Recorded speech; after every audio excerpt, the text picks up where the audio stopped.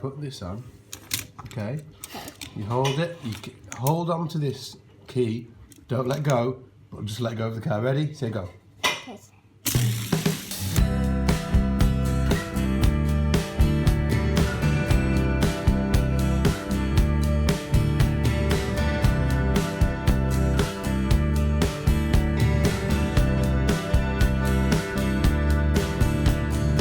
Absolutely killer day here in Leeds, loving the sunshine.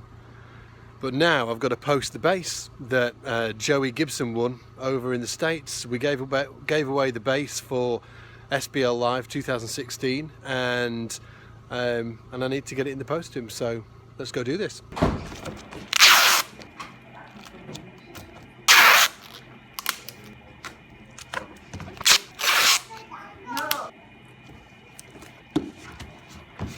Bald people of the world, the sun is out, take off your hats.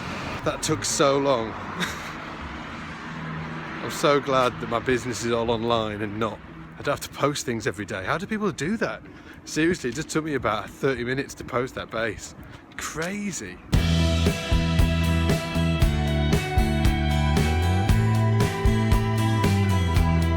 I'm a massive coffee addict. No, all joking aside, I think it's a real problem. And on that note, bottoms up. Just got to the studio. If you didn't know already, George comes every day to the studio because he suffers from huge separation anxiety and cries at home if I leave him, so he has to come everywhere. He's like the Scots Bass Lessons mascot, you know. Really beautiful. He's super quiet. Anyway, today I'm going to be working on something really, really important. Over the last few months, we've been looking into redesigning the website and the functionality of the academy as well inside the website, which is, if you know anything about Scots Bass Lessons, obviously I have my free YouTube lessons that I publish, but that is literally the tip of the iceberg. The huge underbelly of what we do is the academy, and that's where we do, you know, there's courses and there's live weekly seminars with some of the best bass players in the world, and loads of cool stuff like that. But what we've found is that the content could be organized a lot better inside it. So with the new design and functionality, we're essentially really looking into different search mechanisms within the academy for different types of content, and so people could find all the content that's in there, because there's like, at the minute we've got 97 pre-recorded live seminars in there. That's just the live seminars, you know, that's not included the like 40-50 hours of courses. Okay, that's just live seminars. So the challenge with this comes in organising that content so it's really digestible for everybody. Now, one thing that I really, just from feedback from the students as well, is that just giving people a real outline of how to use that content as well. And over the 3-4 years, I've been developing what you would probably refer to as a kind of like a learning framework. And what we're doing today is, well, I've mapped out that learning framework already, but today we'll be starting to film the framework. It's essentially a course, but within the course there's going to be very specific things that you can fill out to help you track your goals. And we're going to be looking at what's the term,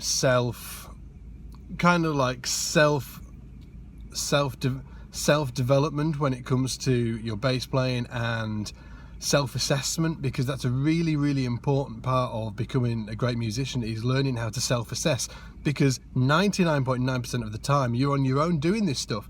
And although the academy puts you in contact with a great awesome community, it's really important that you learn how to self-assess as well, and how to track your goals and how to change your goals on your path to essentially move your bass playing to the next level in as fast as possible, so you don't get frustrated. So that's what we're going to be doing today.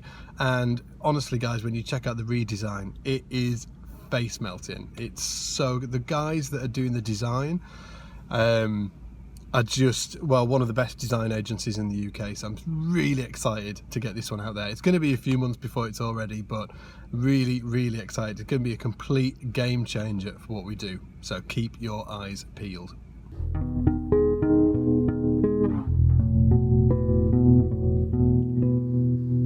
So I just wanted to do a quick video about mindless practice and, well, not so much mindless practice, but really focusing on experimentation. I think there's a lot of confusion about the benefits of experimentation on your instrument and mindless practice, because if you don't know what mindless practice is, it's essentially what many people do. And I am, I'm a huge culprit of this, and I really try not to do it.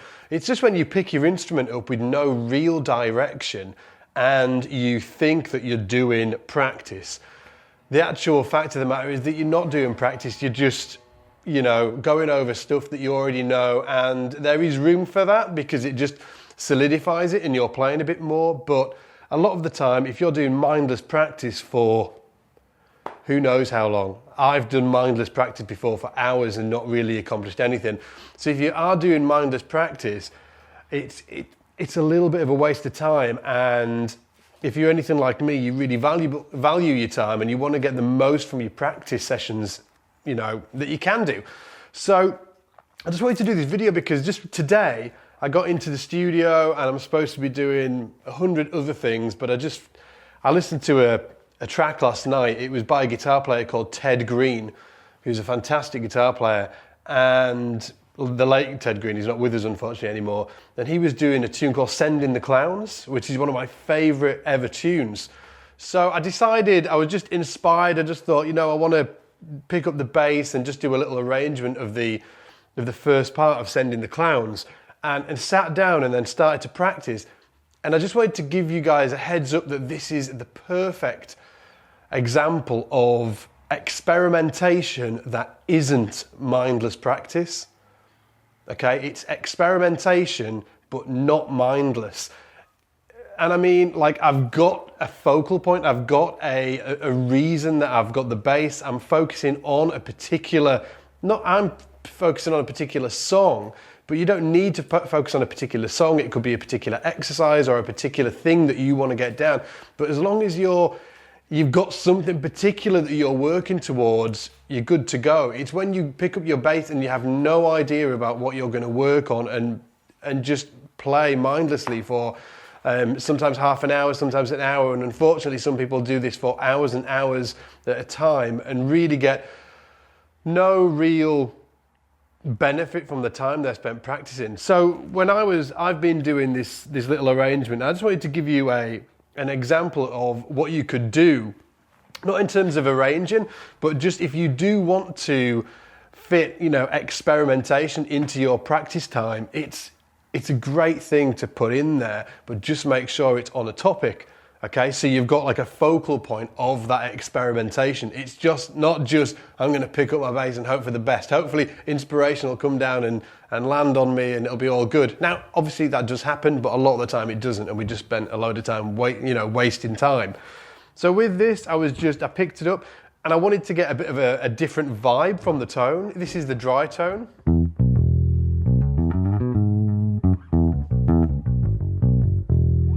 And I thought it'd be really nice if I put a little bit of tremolo on there. So I put a little bit of tremolo on there.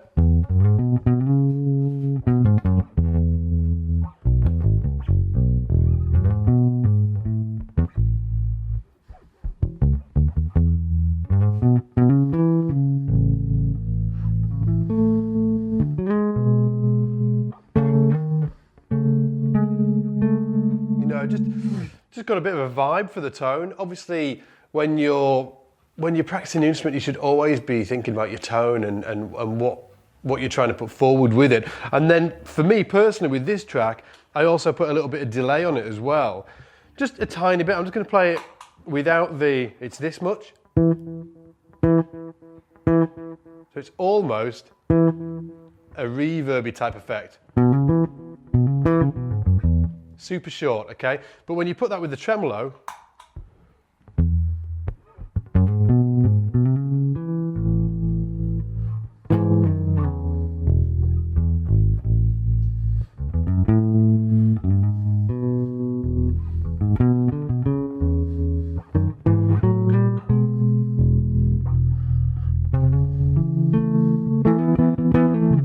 gives it a real nice vibe, just to, you know, getting into the sound that I've got in my head. But again, this is just experimentation. But remember, I'm experimenting with a focal point. There's a focus of the experimentation. It's not just mindless garbage that I'm doing, okay? So once I had the sound down, then I started just trying to come up with a bit of an intro. And I've been messing around with some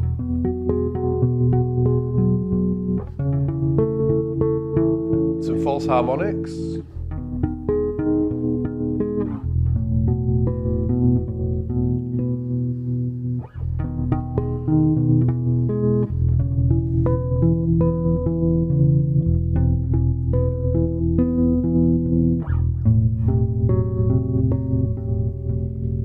It's got a bit of a vibe. And then I practiced a little bit around the sequence, which is just E major to A major. That's the lion's share of it anyway. So I just put down a little vamp.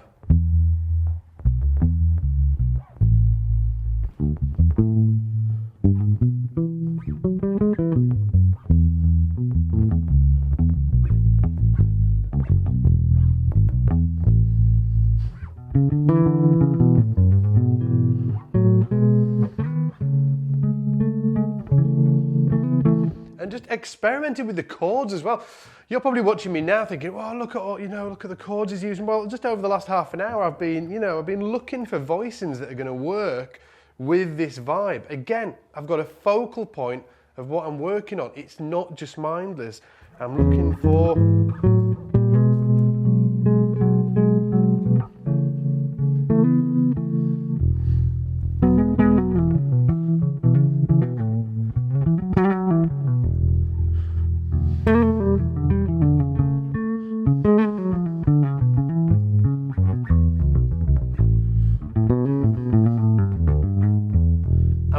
for lines around that specific sequence, again with that focal point.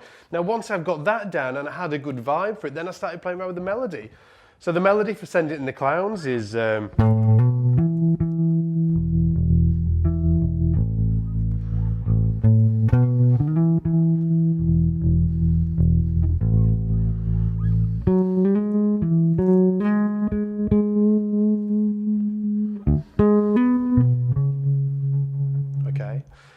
and then I started trying to put chords to it and mess around with different voicings. Exactly what I'm saying, with a context, you know. I'm learning, I'm experimenting, I'm having fun because I'm not just shedding scales. I know that stuff can get hard. I'm not just shedding arpeggios. I'm giving it a context, and it's experimentation, but it's not just, you know, pick up my bass and hope for the best. So with that, what did I do? I thought it'd be cool.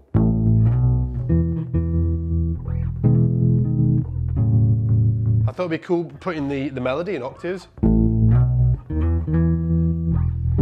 Oh.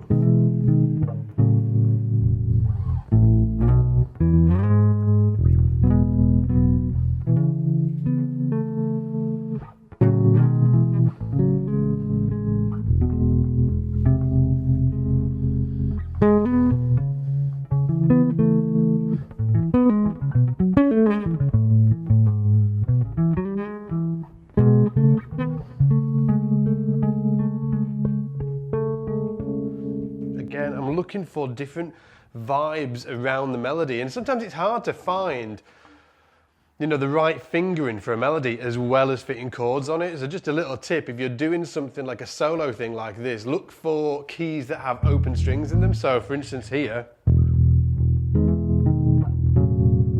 I can use the open, I've got the open drone E happening. I don't know what the original key was, but I thought it'd be cool to do it in E because I had that E, but you could do it in A as well. So what we're doing? Oh no, that's in E, so what we're doing?